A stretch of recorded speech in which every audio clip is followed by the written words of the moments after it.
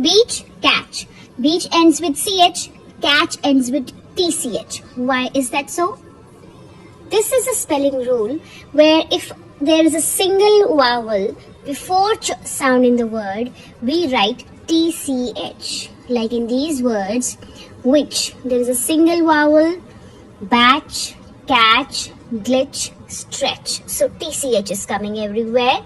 However, on the other hand, if the vowel has another vowel or a consonant with it in a word that is ending with ch sound, then we are going to write ch in the end.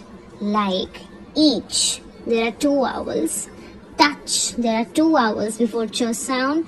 Same in teach, bunch has a consonant with a vowel and lunch has a consonant.